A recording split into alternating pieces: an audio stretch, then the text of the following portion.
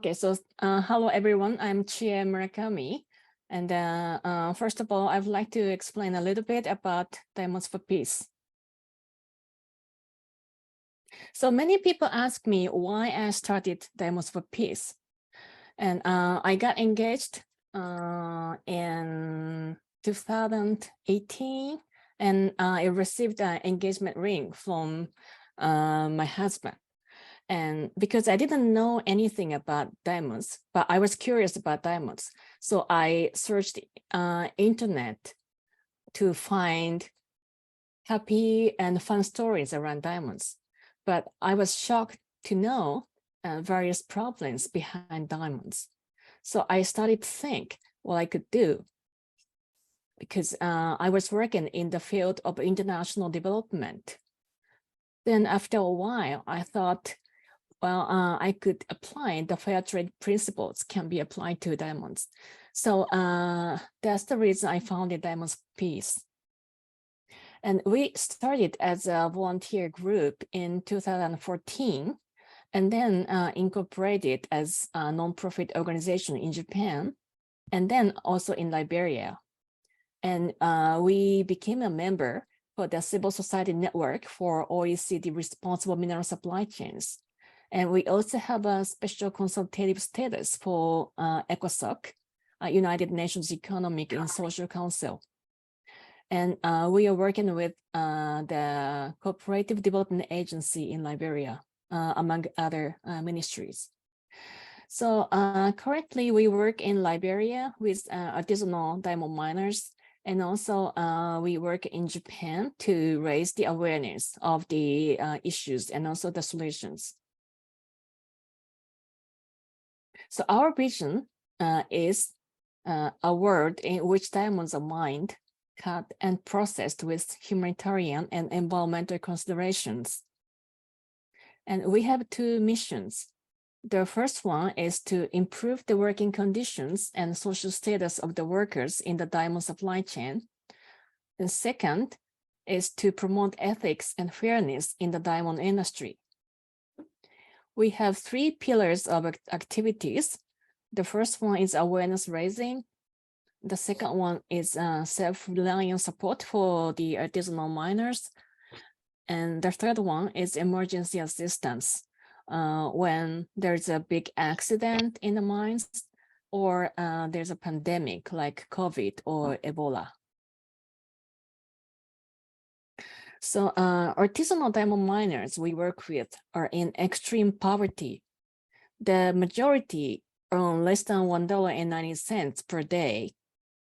The major reasons we found are twofold: financial aspect and knowledge aspect.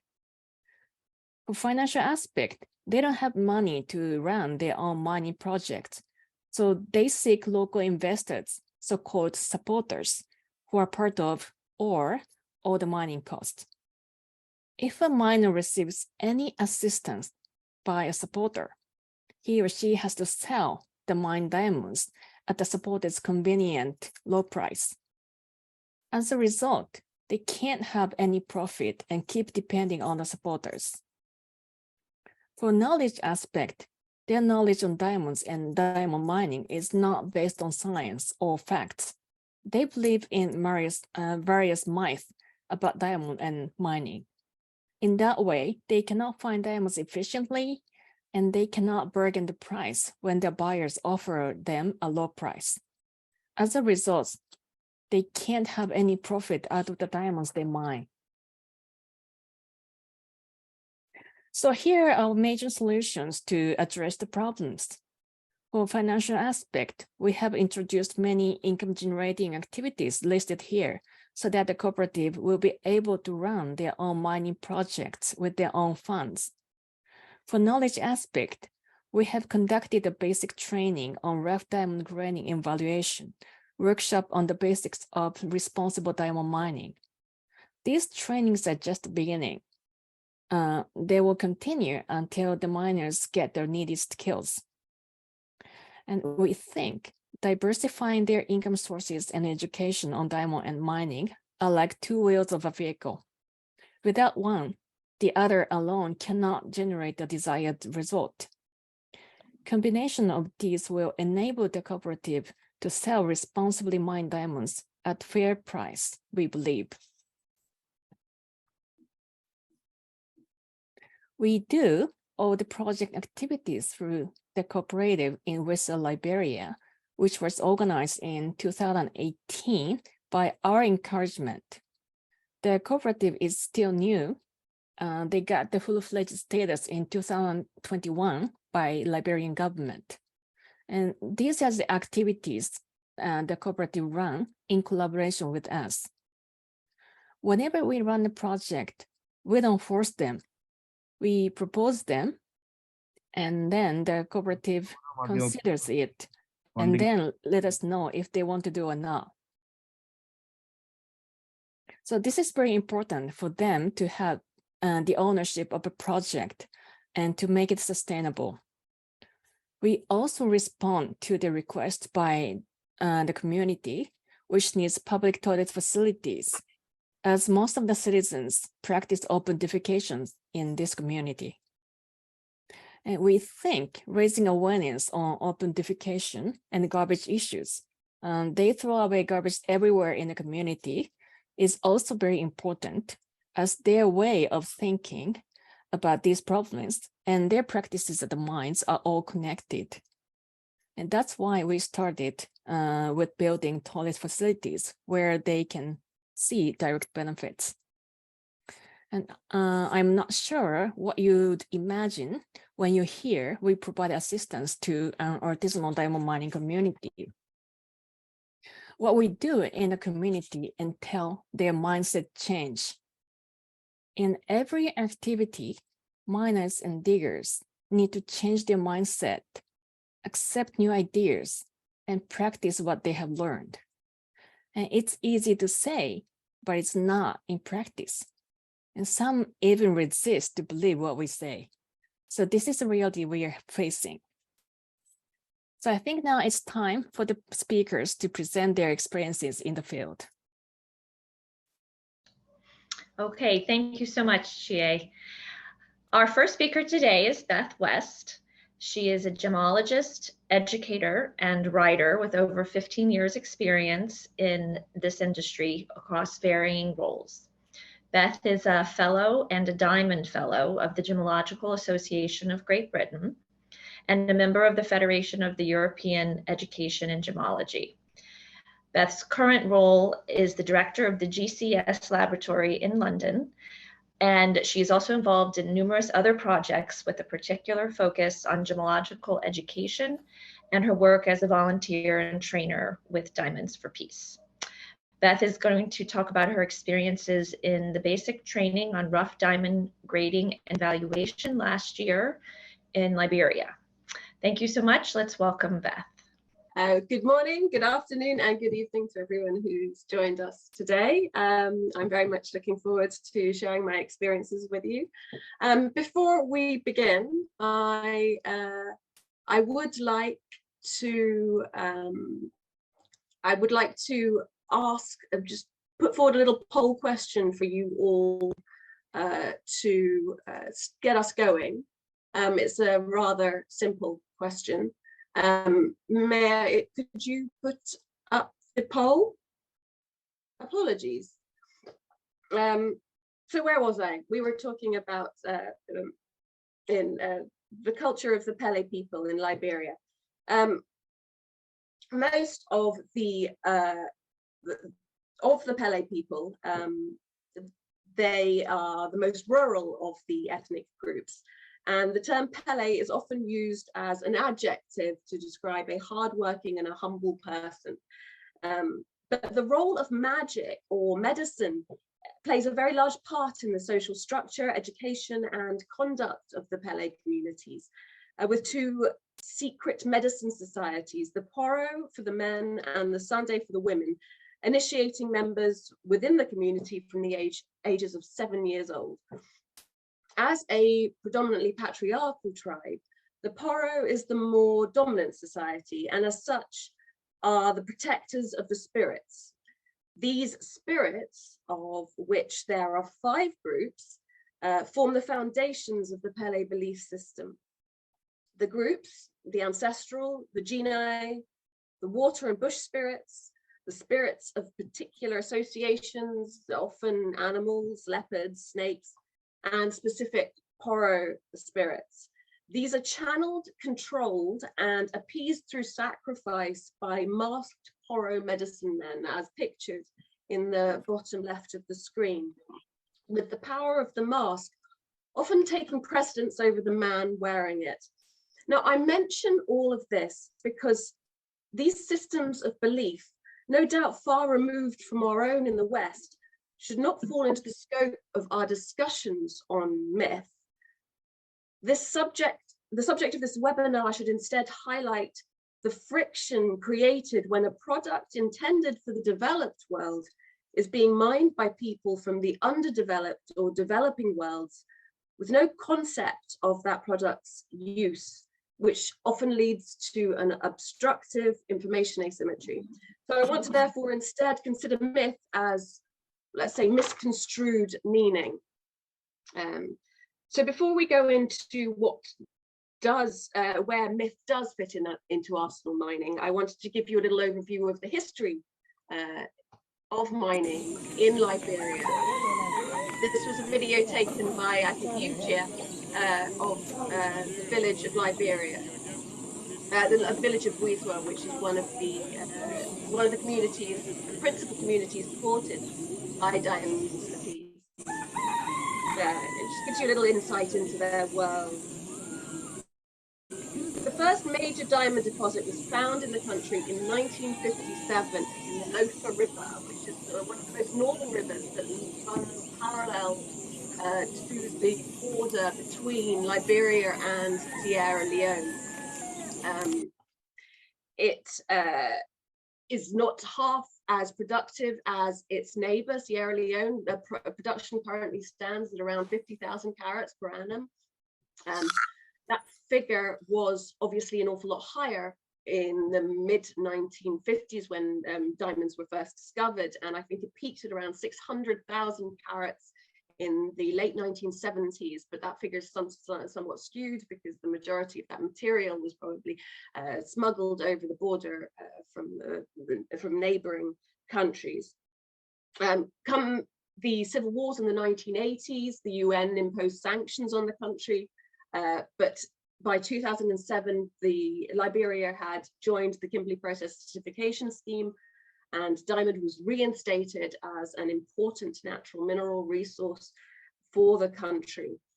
And particularly in light of them discovering a couple of kimberlite pipes, diamondiferous kimberlite pipes, actually near Buizwa, but unfortunately they weren't economically viable. So the majority of the material that is mined in Liberia is artisanally mined. And when I'm talking about artisanal mining, what is it I'm actually saying? Essentially, artisanal and small-scale mining artisanal mining implies that the tools and equipment used by the miners are rudimentary and the labor is intensive. The OECD, the Organization of Economic Cooperation and Development, defines it as mining operations with predominantly simplified forms of exploration, extraction, processing, and transportation. And you can see from this video, again taken in Buizwa, just how simplified this form of extraction actually is. The mining associated with artisanal mining is often conducted by individuals, small groups, families.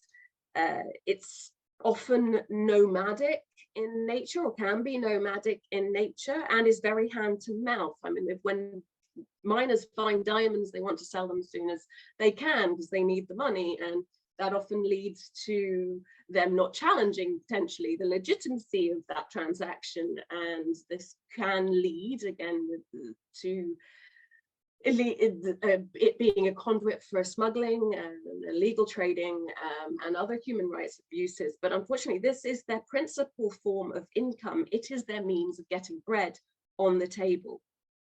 Globally, artisanal small-scale mining accounts for 20% of global diamond production, or approximately at least.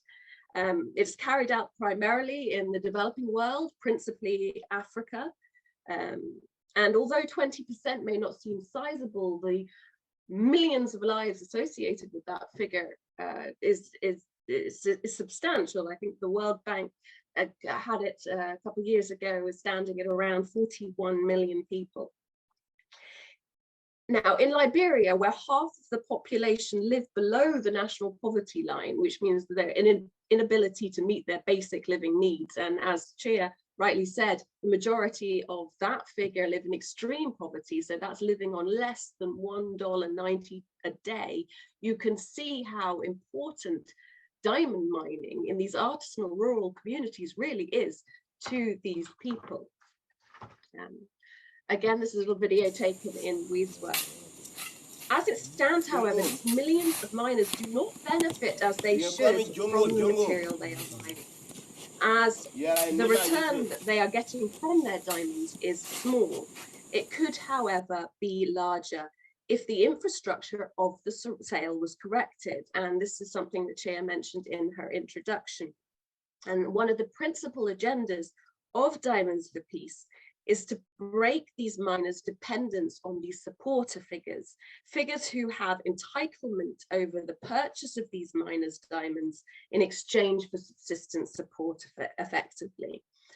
Now, the supporter does tend to become the villain in the piece, but there's no intention to vilify this figure, as they have every right to this means of income generation. However, they are often unlicensed, which promotes illegal trading. And likewise, it's not a great form of income for them because the mining can be erratic. So these miners need to break their dependence on these supporters, or more accurately, almost nullify the role of the supporter completely, as the very concept of the role inadvertently encourages a reliance. A miner feels like they need a supporter.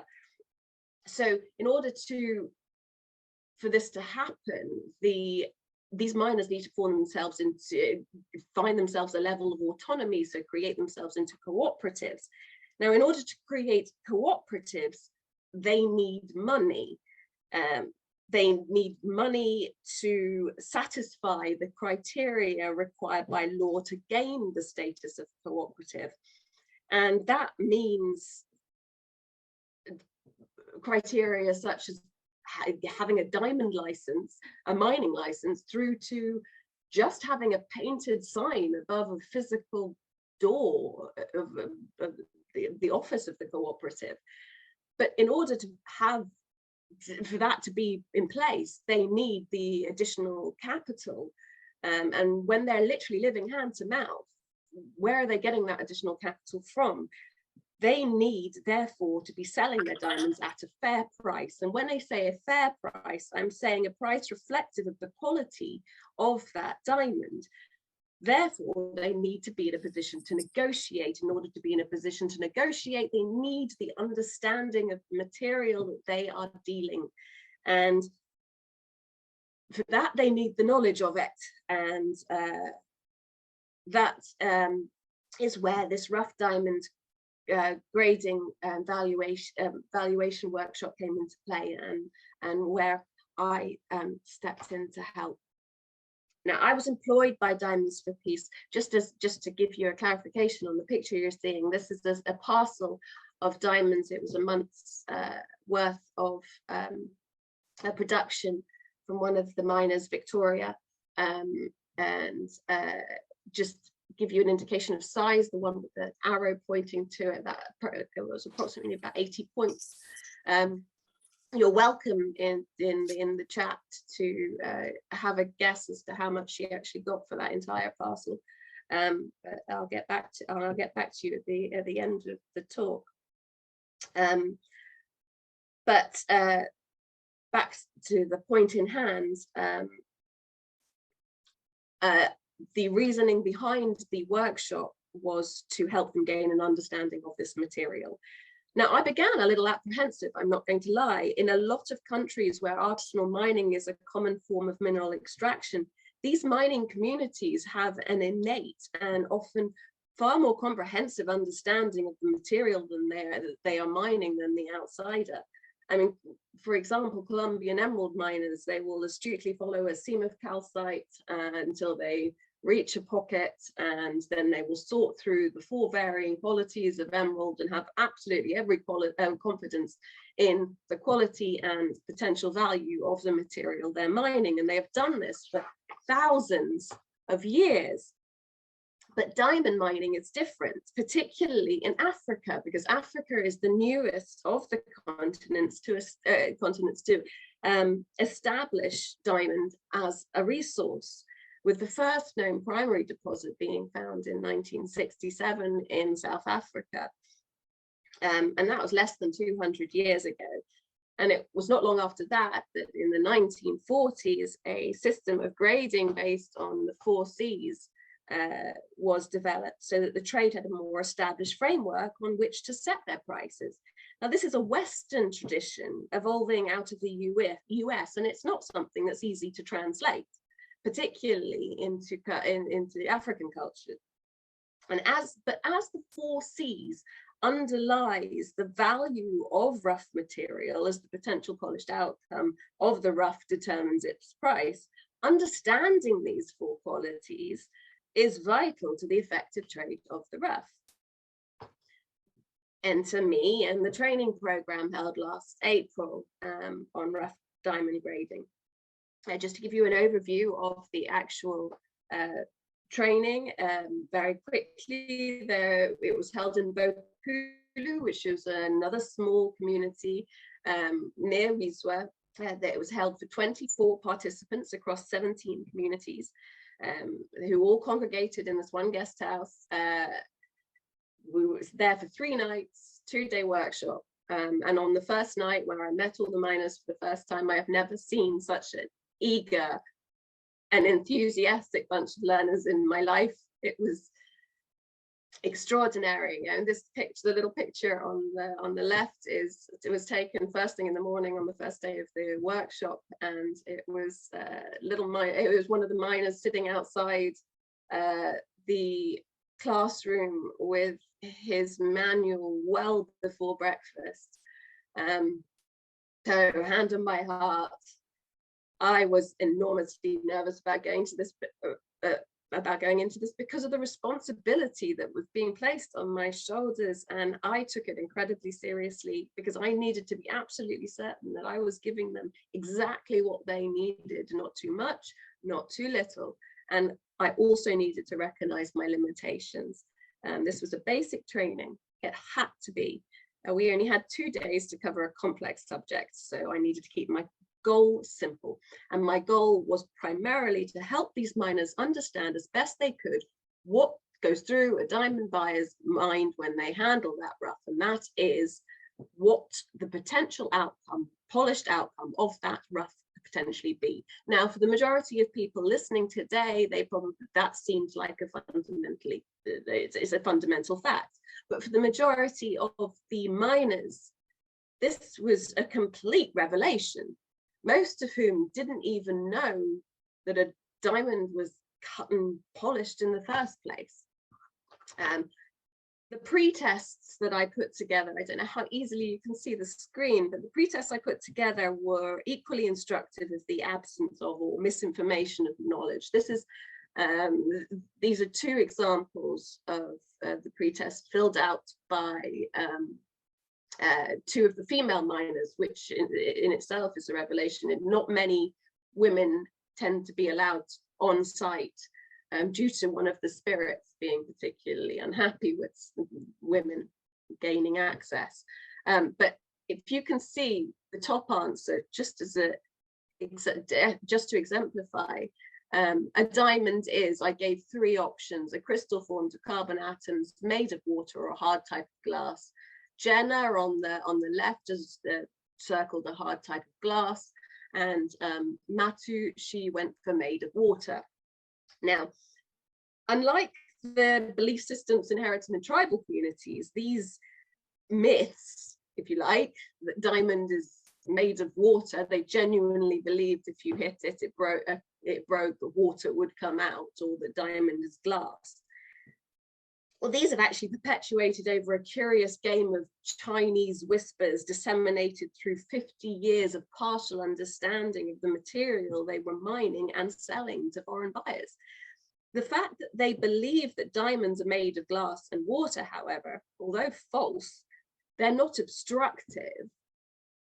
They simply underline the distinct lack of diamond knowledge within these mining communities. However, there are those that will significantly hinder the miners' understanding of the value of diamonds.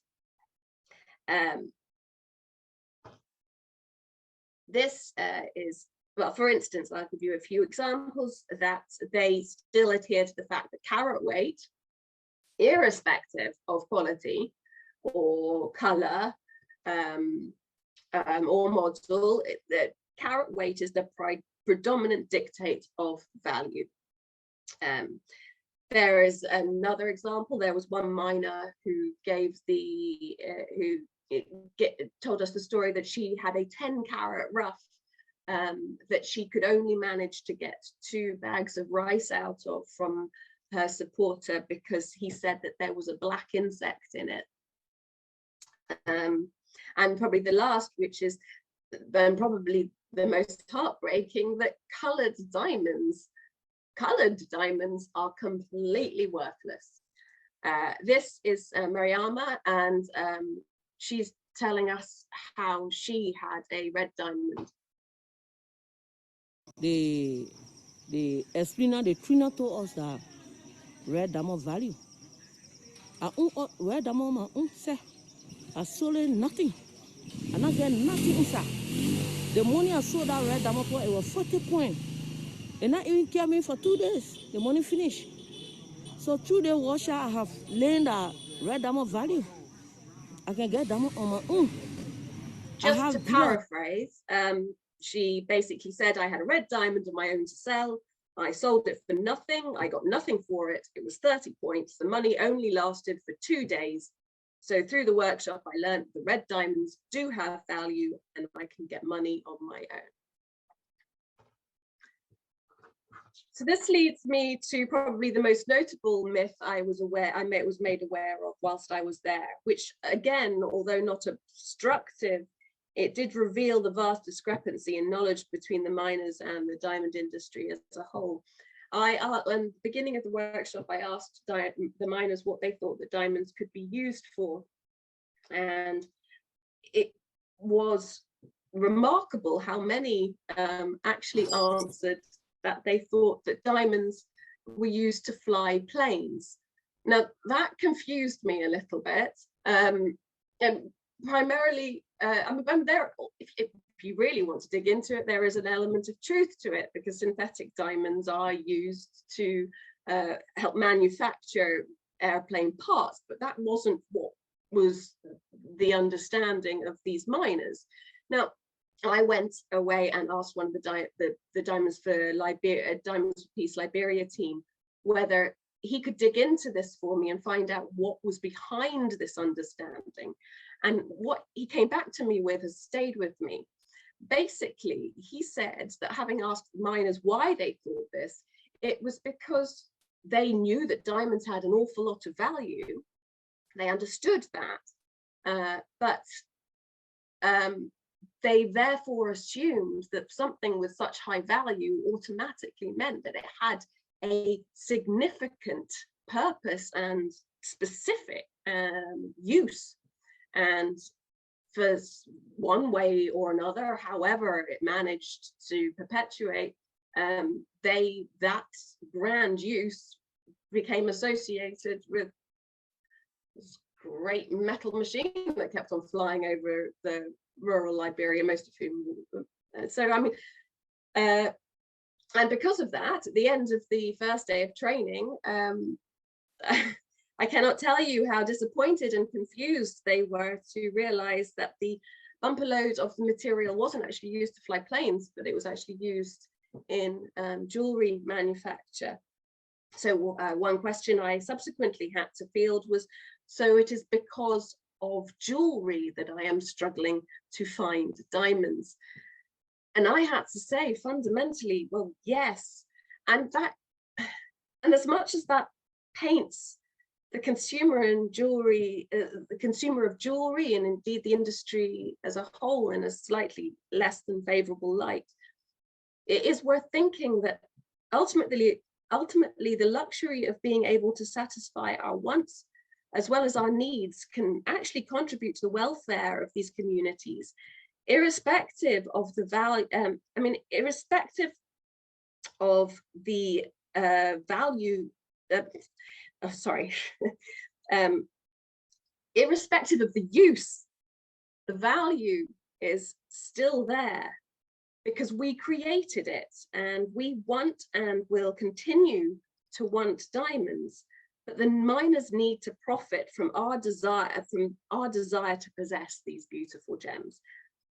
I mean, so diamonds do have a valuable purpose. They can support economies. I mean, the industry always brings up Botswana as a case in point, and it's sad that that we can only say one African country can claim this. It is true. Botswana its economy was grown out of the discovery of diamonds, so much so that the Arapa miners, there's a picture of the Arapa mine, or at least there was, on the currency. So diamonds do have a valuable purpose if the right infrastructure, standards and governance is in place. Which leads me to my very last slide, I promise. And this is the most poignant myth or disinformation, if you want, holding true to my definition, that is inherent within these Liberian communities. Whilst I was out there, I asked some of the children what they thought a diamond was. And it was interesting because the majority of them came back with pretty much the same answer, almost like it had been scripted. But this is Bacchus D, and he is 12, and he's answering the question, what is a diamond? What is diamond? Diamond is a mineral. What is mineral? Mineral is a natural resource of Liberia. Mineral is a natural resource of Liberia. Liberia. Only Liberia? The whole of Africa. Whole of Africa? Yes. Where mineral come from? Mineral come from underground. Under the ground? Yeah. What the value of diamond? It is our future. It brings money to our countries. There we go. So they understand that diamond is a mineral. Challenge them on what a mineral is, and I'm afraid they won't be able to tell you. But ultimately, they understand that a mineral equals mineral resource, a mineral resource equals money. They get that. But what this teaching hasn't underlined is the fact that in order for them to benefit directly, their parents need to be receiving a better price for the diamonds they sell. Now, myth or disinformation, if you like, as charming as it can sometimes be, is hindering these communities' progress towards a better livelihood, which could be achieved if a little truth was sown into the system. Educating these communities in order to eradicate this current information asymmetry across the supply chain is so vital, and work being done by organizations such as Diamonds for Peace should be hugely encouraged, because then Bacchus's belief could indeed become a reality. Thank you very much. I hope I didn't overrun, and I will try and actually get out of the screen. But we move on to questions first? Are there any questions? Yes, thank you so much, Beth.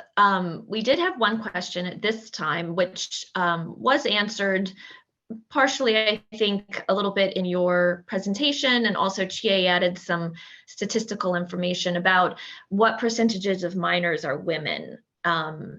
Chie had said it was about 10% in some communities, less than that in others. I don't know what you have observed or, just learned about in your experience.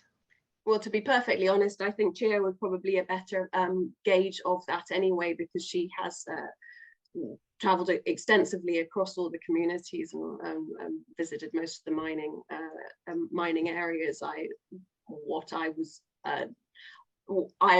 was only in Wiswa, so I hand it to Chair to answer that. I shouldn't, and I think she already has. Okay. All right, great. We did just get another question.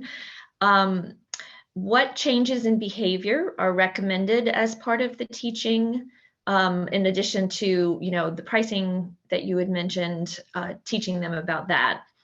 Are there other changes in behavior that you saw were crucially important? I'm not in. You mean in terms of their attitude? I'm sorry. I'm a little at a loss to understand. I think Well, I can see the. If the educated miners are asking for more.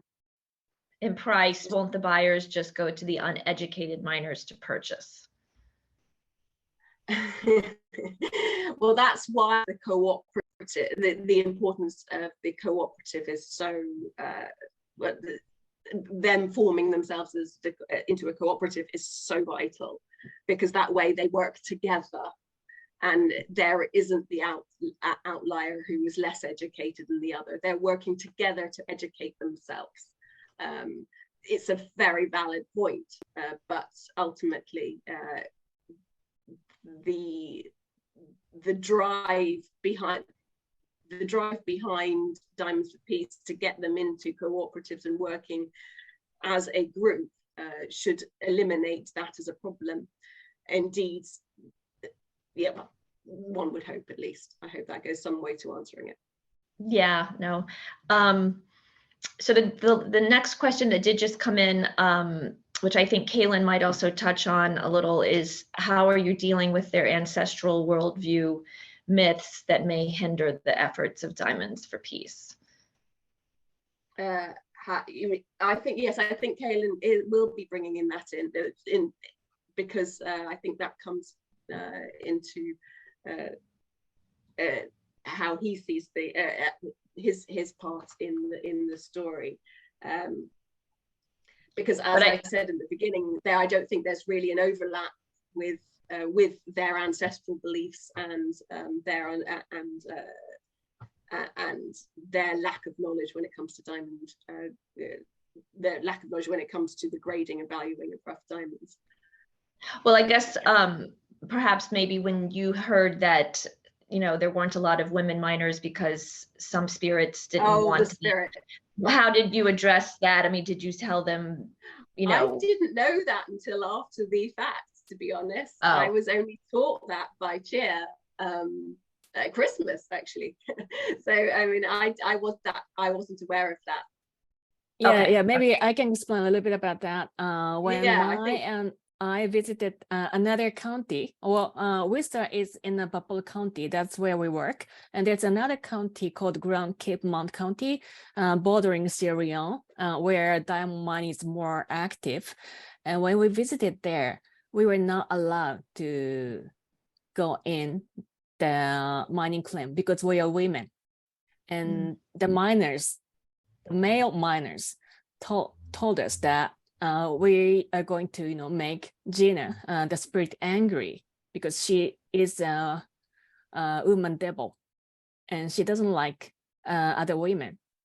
But we had a feeling like he's using that as an excuse to, so that other people cannot see what they are doing.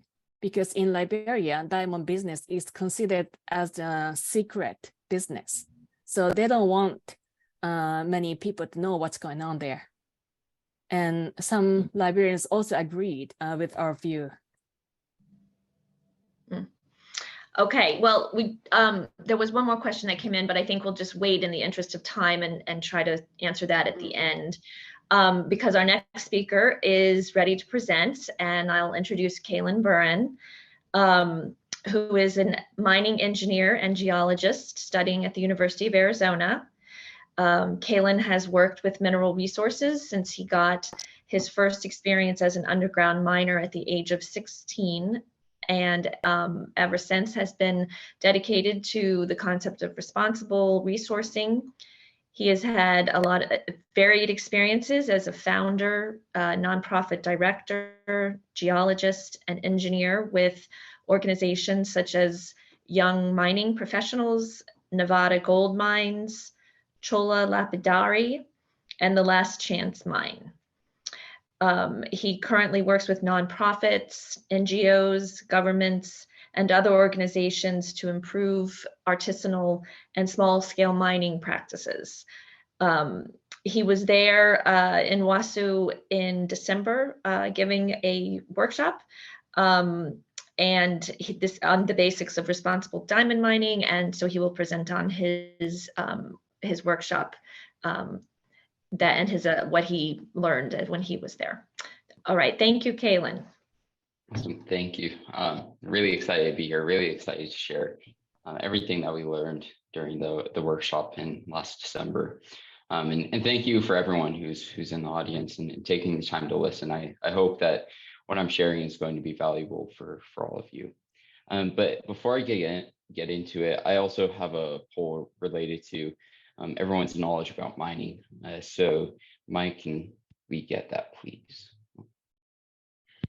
So the question is, from the categories below, how would you rate your knowledge of mining? And so same with Beth. I'd appreciate if everyone can be honest on this. It would really help me understand at what level and what pace I can go through some of my material.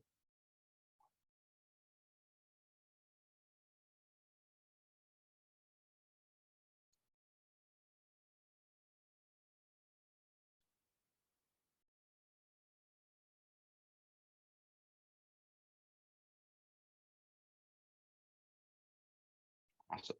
Okay, so it looks like about 80% are familiar with mining, which is good. Because during today's presentation, I'm going to be talking a little bit more technical, going into the details of the mining life cycle. So I think it'll be well suited for the audience. So let's get into it. So as Megan mentioned, I'm Caelen Burand, and I was working with Diamonds for Peace last December in Westwa, and hopefully we're going to be continuing on with our program and helping improve the miners' responsibility in terms of their environmental practices as well as their efficiency. So brief content about what I'm going to be going over today. I'm going to quickly have a slide about me. I didn't realize that I was going to get such a nice introduction, so I put that in there. And then talk about the focus of the baseline survey / training, which is what we did in December, and then go into the responsible mining life cycle, and that's where all of the myths and misconceptions came up during the training. And then at the end, talk about our key findings and future plans. So I don't need to beat a dead horse. Megan did a great job introducing me. This slide just includes all of the material that she mentioned. The only thing I can add is that that mine to the right there, that's some of my previous experience working in a lot of the high altitude metal mines around the world, working in Peru, Colombia, Ecuador.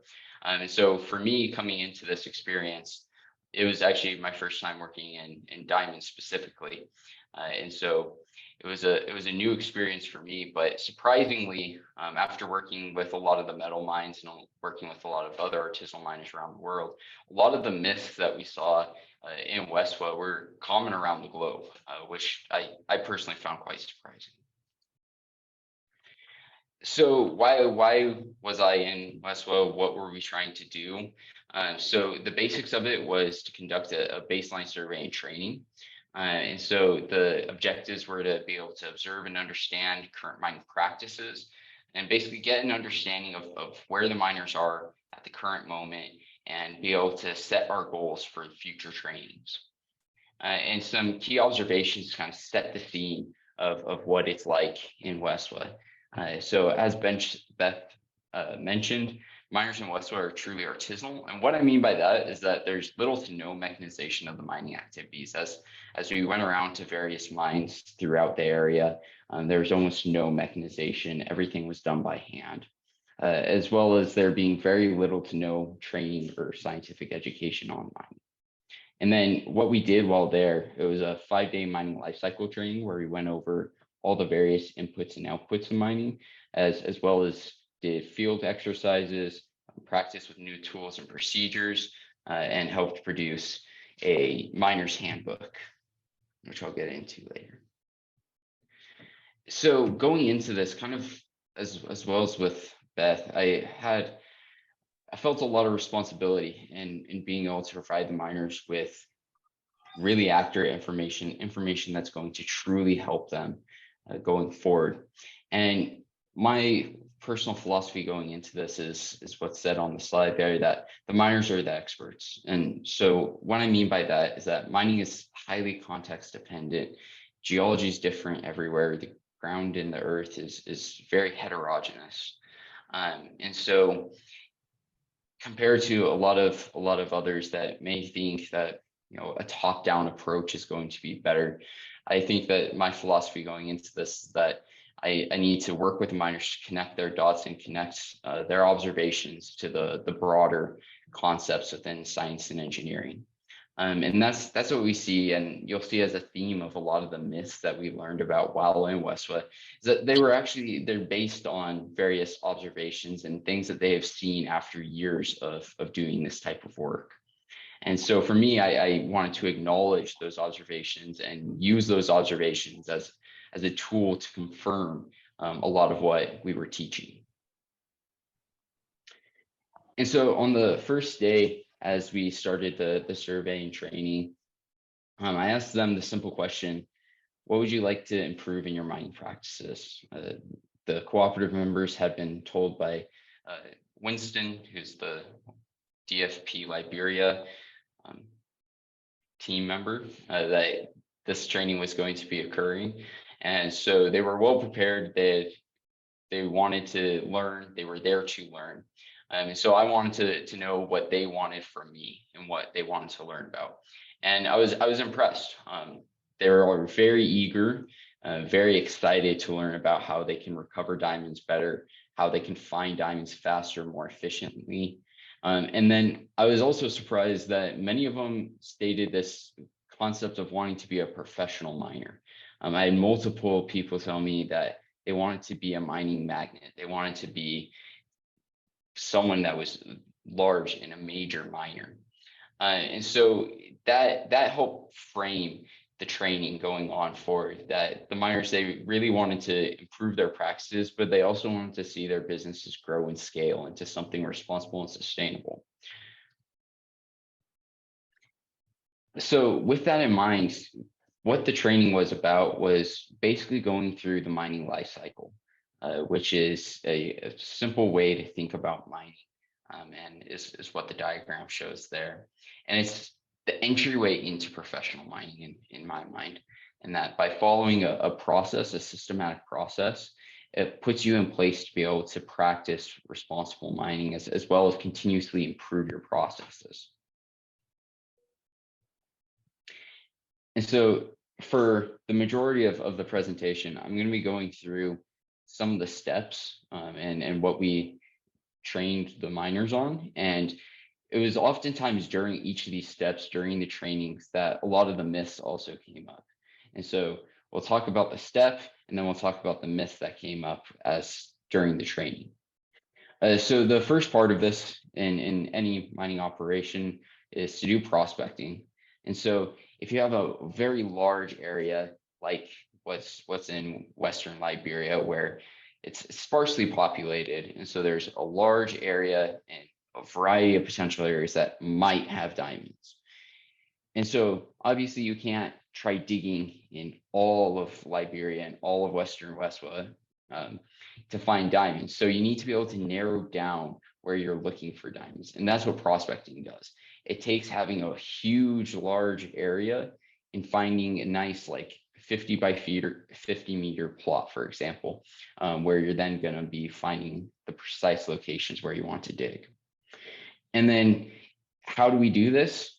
Generally, for alluvial diamond mining, we can use principles from sedimentology, which is a type of geology. It's a subfield. We can use principles like diamonds are transported from their source kimberlite by fluvial processes, as well as being able to know that in areas where there might be large changes in elevation, that diamonds are more likely to concentrate. And so using this, we can then go into exploration. And so after we find our 50 by 50 meter plot, or whatever. We now want to find exactly where we want to dig because we want to be efficient with our time and our resources, and we don't want to dig up all of the land.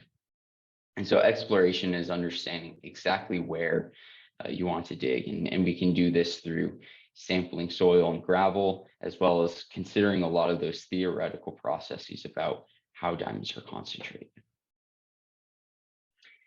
And so here are some of our findings, as well as a myth that goes far beyond Westwood. The survey findings was that a lot of the land the miners chose actually because there was previous mining that had occurred in the region. And so they were actually re-mining a lot of the gravels, which goes to say that whoever was mining there previously did not do a good job at finding all the diamonds. Others stated that they just randomly chose their land for mining. They liked the area and decided to put their mining claim on it. And then in terms of exploration, which again is finding the precise area to dig, you can see on the left with that photo there that there's several holes. That photo actually has 3 or 4 holes, and most of the miners dug at random.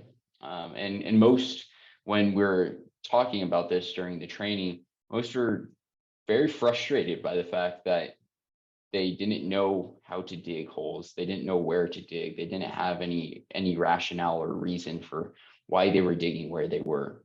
And for them, they wanted to be able to find something that was more systematic in order for them to improve their probability of digging a hole where diamonds are. And this concept of being able to know exactly where you want to dig, it's an incredibly complex concept. And the first myth I want to dispel actually goes far beyond Westwood and artisanal diamond miners, in saying that for several decades within large scale mines, within academia, wherever, many people thought alluvial diamonds cannot be readily predicted in this type of setting. They thought it was too erratic, and looking at the paleo sediments were too difficult, in that there wasn't going to be a systematic way to look at this.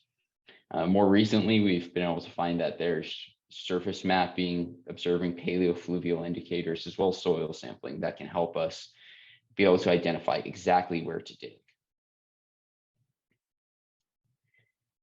But now, a myth that did come up during the exploration process in Westwood was that this rock, it was corundum, which they called sample, indicated diamond. So in the process of diamond concentration, diamonds get concentrated because they're resistant to abrasion. And so corundum as well is very resistant to abrasion. And because that, they do tend to concentrate in the same place. But unlike diamond, corundum is found in almost all the rocks around Westwood. Whereas, as we know, diamonds are only found in very specific rocks, the kimberlites. And so many times miners would find sample with diamonds, but they would also use that as an indication that if they're finding sample, that they should continue digging, they should dig deeper and potentially waste a lot of time and resources digging in an area that isn't going to have diamonds.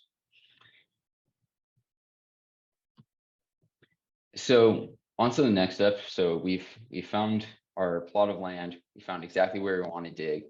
The next step is digging itself, which is simply excavating the earth.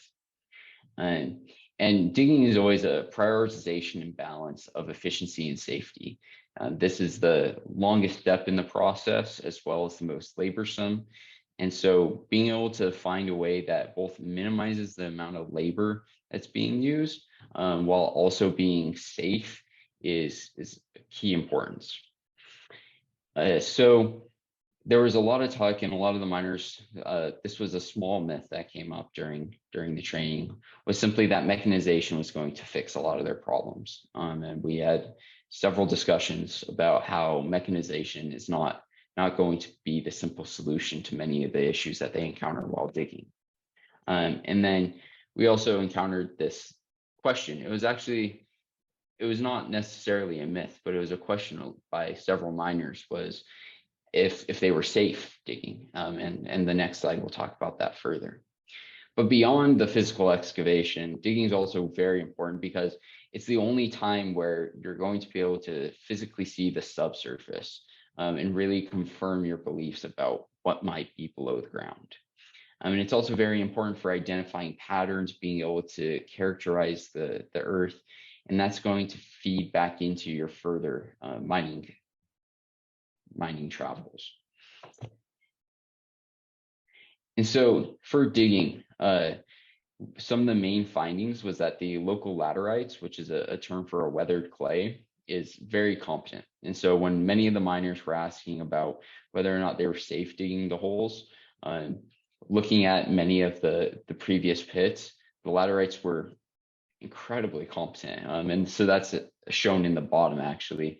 That's an old pit that was in disuse for several months.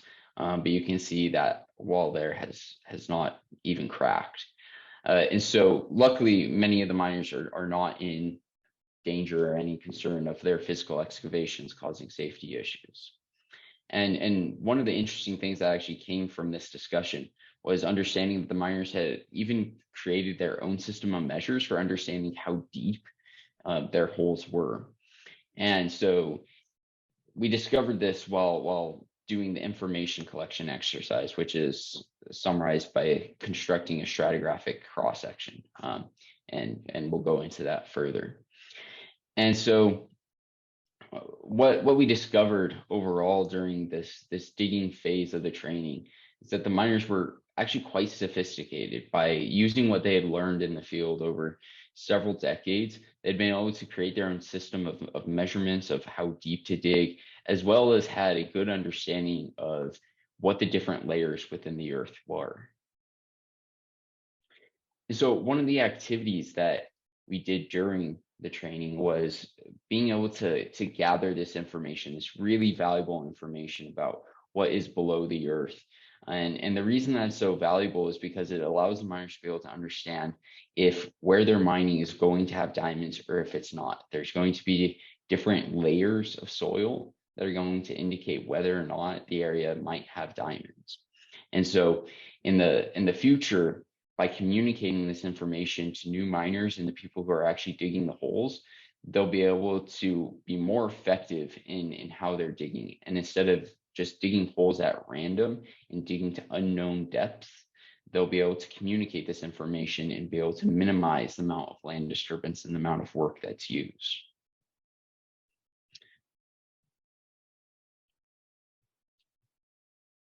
Okay, so next step in the process, we've dug our hole, we have found something that might have diamonds in it. Now we need to get the diamonds from all the other gravel, sand, mud, etc. And that's the mineral processing step of mining. In basic, it's using the physical and chemical properties to concentrate the materials of interest and to remove the materials that you don't want. So for example, you want to recover diamonds, you don't want to recover sand. So you want to selectively be able to use a process that only allows you to have the diamonds. And so this necessarily means that we must exploit some of the natural properties of diamonds. And again, diamonds are actually quite difficult from a mining perspective because many of their properties are not incredibly notable. We know that they're very hard, but other than that, they're quite similar to many of the other rocks that they're found with. And that makes it very hard to be able to separate diamonds from all the other materials. And so what we found when in Westwood, that they already had a mineral processing flow. And so that's what's shown on this slide, is that they start off with the diamondiferous gravels. They use a wash plant to basically remove a lot of the mud and keep a lot of the coarse material. And then they go into the jigging step, which is shown in the picture. And that's basically, it's pulsing that screen. So it's a mesh screen inside that box where they put the sand in, and then they pulse it and shake it and rotate it and submerge it. And then they do that several times, and then they take the coarsest material off the top and throw it back into the water. And then they flip it, And so they literally take the jig, it's full of mud, and they flip it and then look for diamonds in the bottom of it. And so we're going to talk about next. This was the step that had the most myths, and is quite interesting. So the first big myth had to relate to the density of diamonds. So during that process of flipping the jig as well as cutting the material, the miners were believing that the diamonds go to the bottom of the jig and that the diamonds would always be at the very bottom of the jig. So they didn't care about anything on top, anything in the middle, only the stones at the very, very bottom. Like the bottommost layer that was in contact with the wire screen. And so we'll talk about why this isn't true. But the first myth was that diamonds are incredibly dense and that they would sink to the bottom of the jig.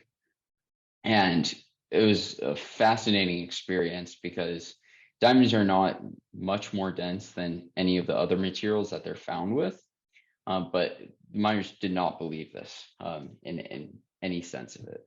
Luckily, we were able to, one of the cooperative members volunteered to bring a diamond, and we tested it against sand.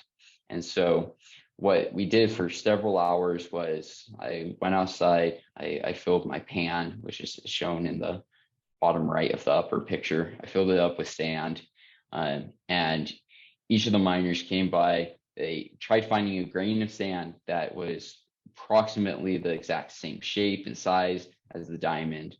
And then they would weigh the diamond, weigh the sand, weigh the diamond, try another grain of sand. And some did this with 10 grains, 15 grains. By the end of the day, that whole table was just covered with individual grains of sand that they were trying, because they needed to see to believe that the diamond and the sand were roughly the same weight. And even beyond this, when we were speaking with some of the other community members in Westwood that didn't attend the training that day, we told them that diamonds and the sand were roughly the same weight, and they thought it was preposterous. We got laughed at because there's no way that diamonds could ever be the same weight as sand.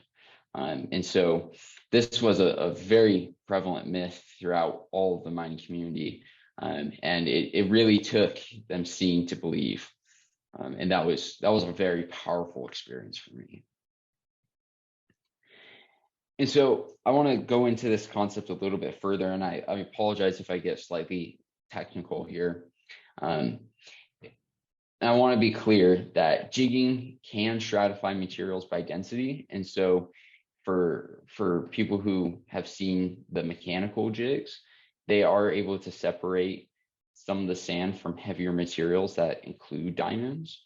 But I want to be clear that those jigs are able to do that because primarily they're employing rapid pulsation, which is going beyond 1 cycle per second, which is just incredibly fast, and is something that the miners that are in the pools shaking the screens are not able to reach. And so that said, jigging can stratify materials by density, and that's why you may see and may be familiar with many other cases where people have employed jigs to concentrate diamonds. But I want to be clear that jigging is in this situation where it's simply someone standing in the water with the wire screen shaking it up and down, is not employing the same physical concepts that allow the materials to be stratified by their density. So what does happen instead when miners are simply shaking that screen in the water? I'm sure that we've had experience with this, where if you've ever shaken something that has a variety of particle sizes or a variety of sizes of objects, the larger materials go to the top. And so that's exactly what's occurring in this case, is that when the miners shake the jig, all of the large rocks simply move to the top and all the small rocks go to the bottom. And so what that means is that when they're going through the process of mineral processing and they're taking that large rock off the top and then they throw it back into the water, they're also throwing away the largest diamonds. And by flipping the jig and only looking at the material at the very bottom, they're only going to be finding the smallest diamonds. So there were some additional myths that I want to talk about as well, related to why they believe diamonds would go to the bottom.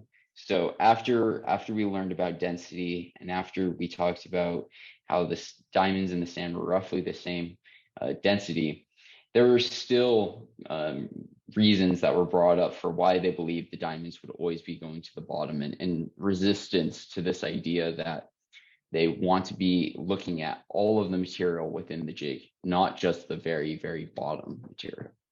And so the first one, and probably the easiest to dispel, was that diamonds first had free will. Some believe that the diamonds were salient and wanted to go to the bottom, as well as there were some claims that Jinya, which is Beth talks about previously, is one of the spirits in some of the cultural beliefs, that she was controlling the diamonds. There were some similar thoughts around this, around exploration, yet as Chia had mentioned, it seemed to be more of an excuse and less of a strong belief on their behalf, as many of the community members were quick to say that that's not true, and that's an excuse. The second myth that came up was magnetism. So several people believe that diamonds were magnetic as well as the jigs were magnetic. So we knew that diamonds were not magnetic, but to our surprise, actually the jig screens were also not magnetic. And again, to dispel this, we had to go through the demonstration of showing them with a very strong magnet that diamonds don't stick, and neither do the screen. And then the last one has to do with wettability. And this one was the hardest to dispel, and it's derived from the idea that diamonds are hydrophilic. And so what that means, and many people reported this, is that when you put water on diamond, it rapidly runs off. It's like when you put water on grease or something else, the water will run off and the diamond will appear dry. And so from this observation, many of the participants felt that the diamonds were extra slippery. And so what that meant in their mind was that when they submerged the jig in the water, the diamonds would rapidly slide to the bottom. And so this becomes very complicated very quick. And so I'm not going to dive into it too deep. But basically, there are potential ways that could work. There's also potential ways that diamonds could actually be floating on top of the water because they are hydrophobic and non-wettable. But on a coarse grain scale, it's not going to affect how the diamonds behave within the jig. And the dominant phenomena is again going to be that the large material is at the top and the small material is at the bottom. The last myth within mineral processing was that diamonds are the only valuable material that they were finding. So for the past decades, they might have collected interesting stones that they had found, but there wasn't the knowledge that anything else within the area was valuable. But during the training, we found corundum, spinel, zircon, quartz, and other stones of potential value, as well as there being potential for pegmatites in the region. And pegmatites just refer to a type of rock, but it's a type of rock that has a lot of very valuable gems like topaz, aquamarine, emerald, things like that. And so that's something that we're going to investigate in the future. But after discovering that these other materials can be valued, we needed to explain how they can distinguish all of the valuable materials from one another to be sure that they're getting a fair price for them when selling. And so we employed this activity of using the quote unquote telephone method to explain what they were seeing and be able to feel convinced that whatever rocks they were finding is of the mineral that they claimed. And so that photo there is showing Mr. Picasso, which was one of the participants, explaining to me why the rock in his hand was a piece of quartz. And this activity for anyone is honestly it's a good activity to be able to ensure that your reasoning and rationale for mineral identification is accurate. And so for the miners, it really helped them understand what are the physical properties of these minerals that allow me to know exactly what type it is. And out of this was one of the major pieces of work that we did, and hopefully will continue to help the miners in Westwood, which was what we called a miner's handbook. So miners brought a lot of the different materials to the training, and I would take pictures of them. And we created this handbook that basically shows all of the different types of materials that we saw in Westwood, and gave the miners a basic understanding of if it's important or not, what is it, as well as how to distinguish it from other materials. Okay, so coming to a close, and so we found our diamonds, we dug the hole, gone through the whole gamut. Now the last step, and arguably one of the most important steps, is reclamation. And this is pretty simple in all reality within this case, is that it's simply filling in the holes and reclaiming the land. So at the end of the day, we want the holes where the diamonds came from to be able to once again be fertile jungle, or to be reused for crops, or potentially even waste containment. Basically, we want that land to not be sitting there as a vacant hole, because this can become a locus for mosquitoes as well as trap animals, people. And so really wanted to combat that previous practice of simply leaving the holes open. And so that's, for example, that's what this photo shows here. It shows several old holes that have simply been left vacant and unused. And water quickly pools within the holes and can become a real hotspot for things like malaria. And so honestly, I was quite surprised. Many of the miners were already aware that it was their responsibility to fill in the holes. But as Chia had mentioned at the very beginning, it became a behavior change problem, where they were aware of this idea of reclamation and the need to fill in the holes, but there was simply, it was not being practiced.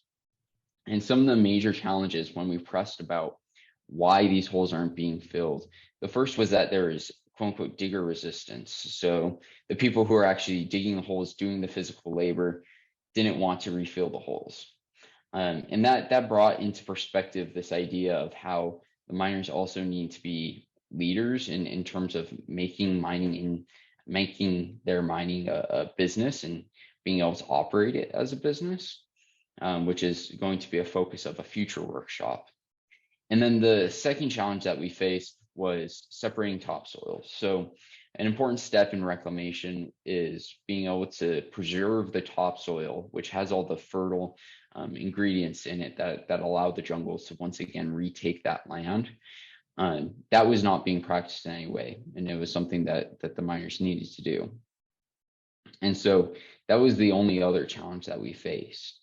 But that said, there was actually some notable successes, like being able to reuse the land for agriculture, as well as this metaphor for borrowing the soil, where the miners really picked up on this idea of borrowing the soil from the earth and it being their responsibility to return it back.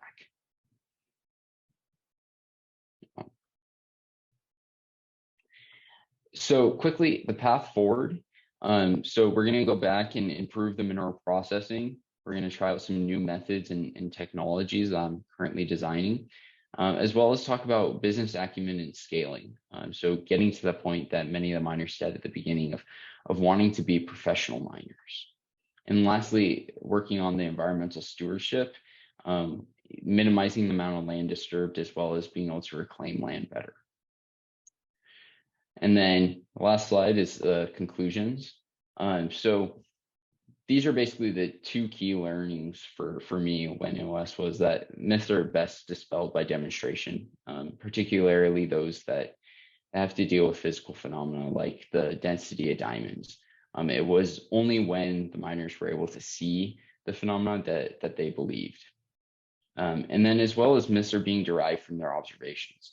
So many of these myths, they have rational backgrounds in terms of what is being seen on the ground in the field.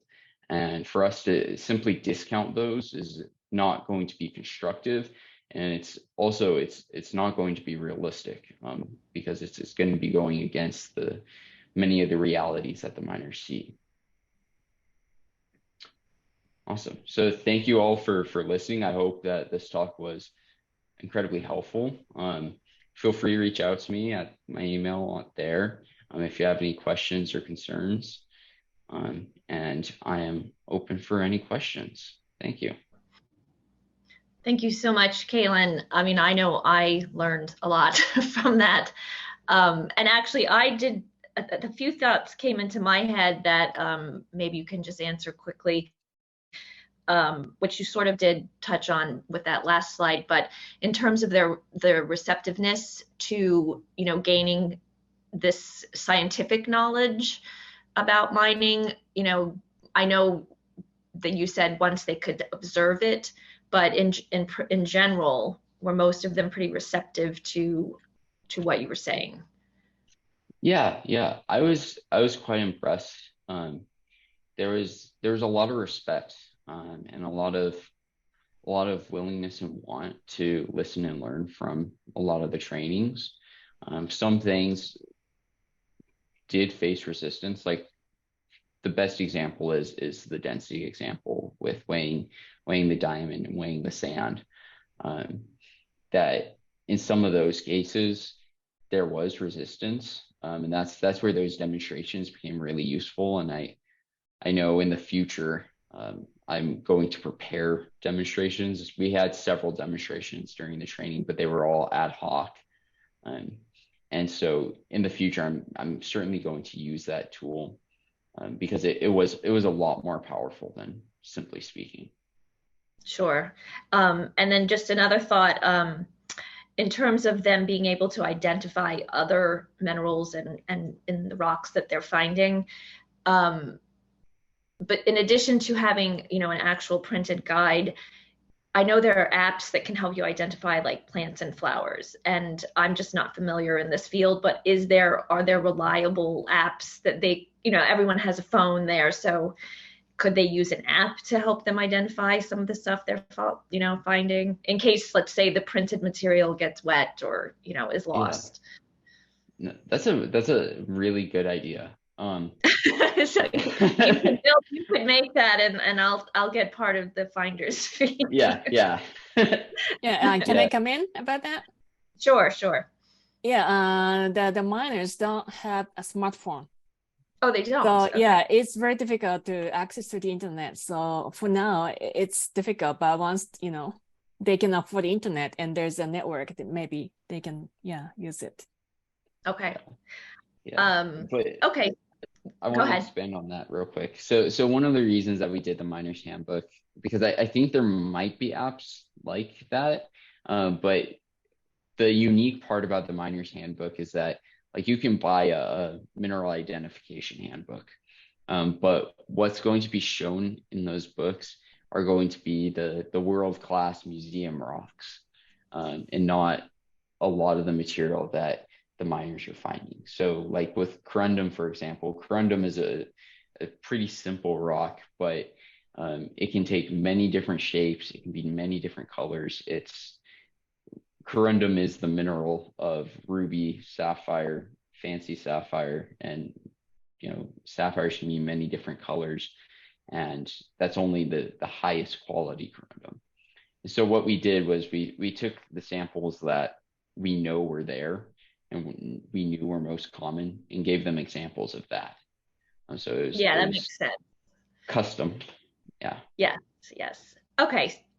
So we are getting close to 12:30, there was, this one question that came in, do they have access to the internet, which Chie just mentioned that in that part of the country, they do not have a good network.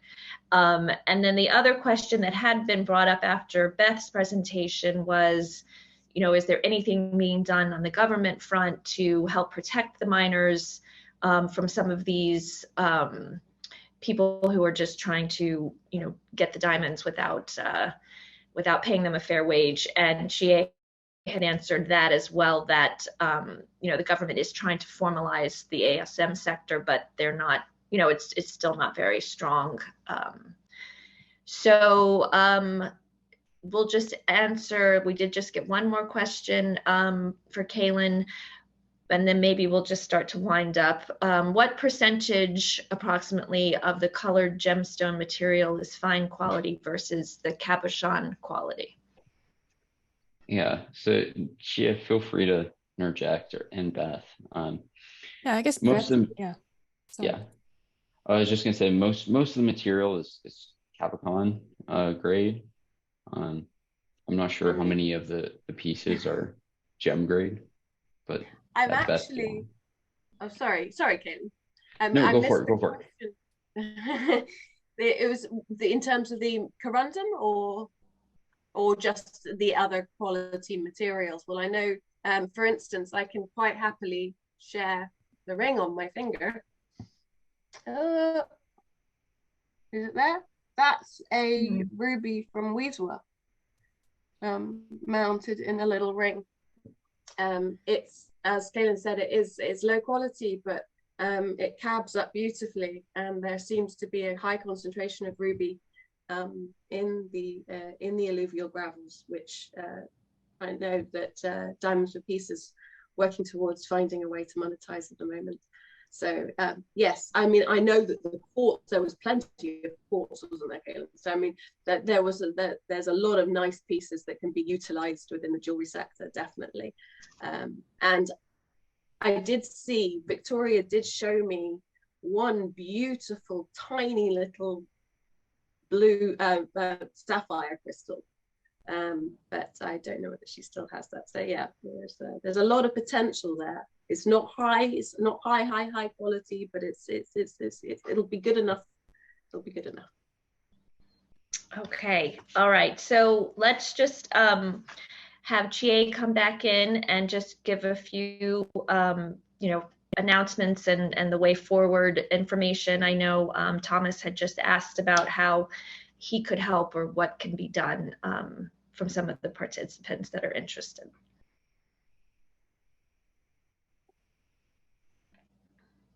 Okay, this is Chie again. Okay, our current goal is to build a transparent supply chain and getting diamonds into the formal market. Because of the time, I'm not going to the details, but we are working on this. One is due diligence, and also secondly, the cooperative got their own mining license, and they're in the process of planning how they are going to mine with their own funds. So it's going to happen in the near future.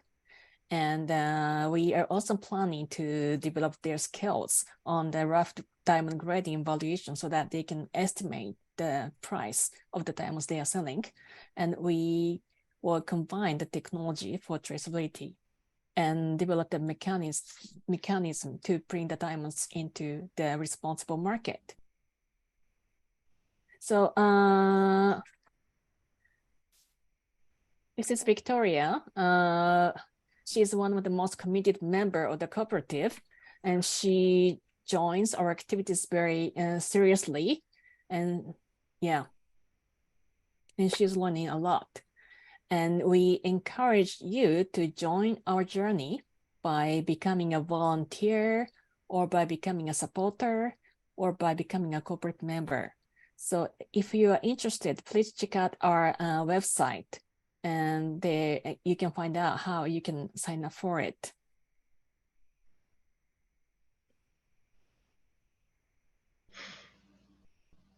Okay, well, we hope you've all enjoyed all of the very interesting information that was shared.